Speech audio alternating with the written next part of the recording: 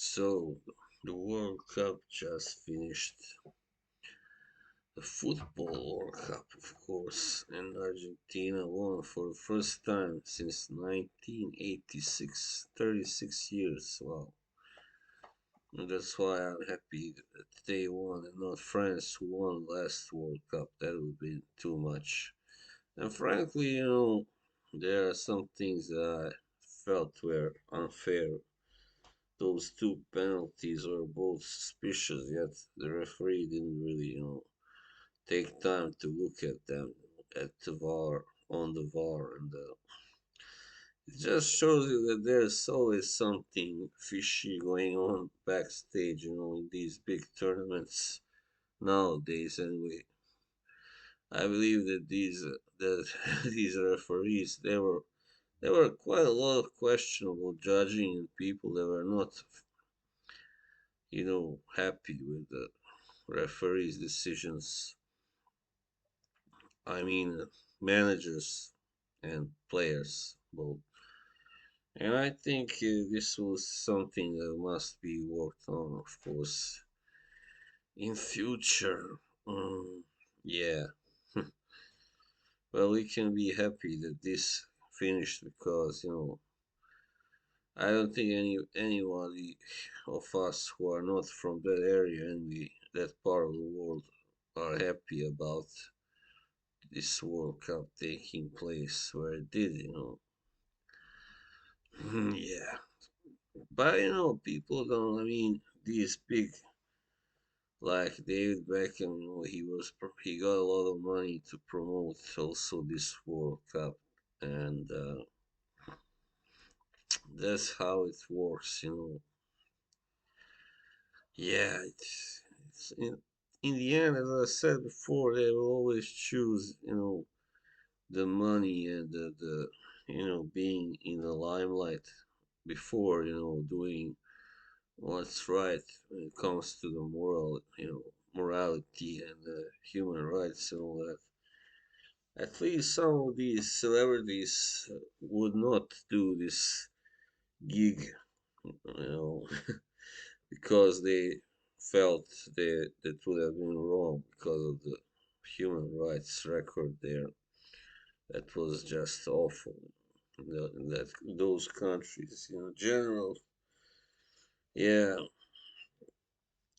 but yeah, I don't know really. One should not just look at the political side of it either. One should just take it for what it is. It's about football. It's about the competition, the biggest competition in the world in that sport, and it's about who deserved to win and who were the best teams. And of course, we had the greatest surprise and I think joy for many, even those who did not come from that country was when Morocco went to the semi-finals, for the first time ever, and it was the first African country also that came to the semi-finals. As we know, Cameroon came close to that in 1990, but they went out to England 3-2 on because England got two penalties, so that was kind of unfair, but that's football. But what I didn't like about this cup, like the last one, there are just too many of these crucial, games that were decided on penalties. So that's one thing that I've noticed that these players of today, many of them are just not good enough at finishing, at taking advantage an opportunity. They just waste the ball too easily. They take the wrong decisions or options too often. For instance, when they are supposed to shoot, they pass the ball to someone who is not really in the best position, or when the opposite happens, when they are supposed to pass to somebody who is in a good position to score, they shoot themselves and waste the chance. Yeah, so that's something that must they should get better at. Otherwise, there is nothing really to criticize when it comes to the technical ability and all that stuff, passing and shooting. Maybe a little bit when it comes to shooting, but we have also seen some very good goals, like the one that was scored by. It was one of the French players, I believe, but I don't remember which. It was a game that they won like with 4-0 or something early on in the group stage. So anyway, there was a goal, a really great shot, and also that the one that was scored by the Croatian player. That Croatian player, I believe his name was it Kovacic? No, I think Petkovic. I don't know. Doesn't matter really. Or bro, yeah, against Canada, I believe it was in the first game. So Croatia played very well again. However, they were just not able to when they were against Argentina in the semifinals. They just didn't perform well enough, and they had their chances, but they simply were not able to take advantage of them and score. So yeah, that's how it goes. While Argentina, they just kind of scored each of their goals very. They seemed to score them easily, so it was kind of funny. Yes, they did, and but overall, I think what the worst part about this World Cup was, like the last one, was the referee, I would say. And too often, since that VAR thing was introduced, too often have they changed their mind after looking at that, replay there. And there were very few instances where a referee just, did not change his original decision after that. So that's not something I feel is kind of, weak, I guess, or not so good. So there were a few goals that were disallowed that should have been allowed, and then there were a few goals that were allowed but shouldn't have been. Yes. So I'm not gonna go into details.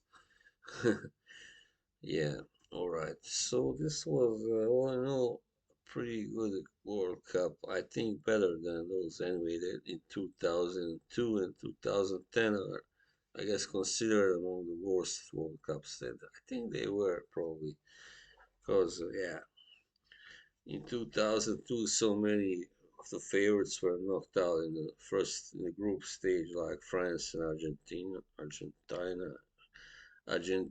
exactly. And yeah, the Dutch didn't even qualify, I believe. Yeah, so that was the Belgium was the big disappointment of this tournament. The last one they were pretty good, they did well, but this one no, they were just. I think despite all those talents and young talents that they got, they simply don't have the right manager. It's obvious that can really fuse all those talents into a really great working machine. So that's something that they need to get. Hope they will after this. And Holland were just, Holland have been very like, up and down the last few years.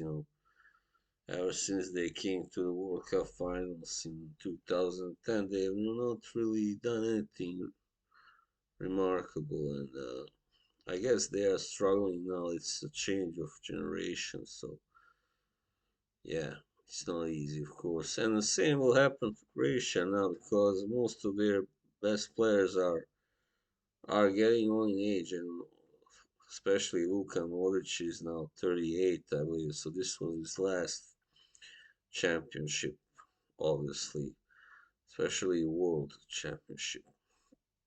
And he didn't really play that well either. So I know he's 38, so they kept him just as a symbol, as a kind of encouragement to the other players. Same with Perisic is also kind of getting on. I believe he's like 35 or 6, something like that. So these guys were there from 2014, and some of them before also, like Norwich. But since 2014, it has been the same team, mostly. So now it's, yeah, bound to change soon, and I don't know how well this change will go for them. Yeah, but anyway, Serbia has had a very young team also, and it hasn't really produced anything. It hasn't, even though they didn't play badly at all this cup, but they just didn't have the luck with them. They didn't, they scored quite many goals in two or two of their uh, games, but just were unable to really, make it. So, yeah, I don't know if they can get any better, but yeah, it was sour to lose to Switzerland, to get knocked out by the Swiss team, which has, several players of Albanian heritage, and they are, the relations there. So, yeah, I mean, all in all, it was a World Cup that you could enjoy watching. Most games were pretty good, and some were very good. Yeah, but just a poor choice of host. Simple as that. All right, I think I said it all. Bye bye.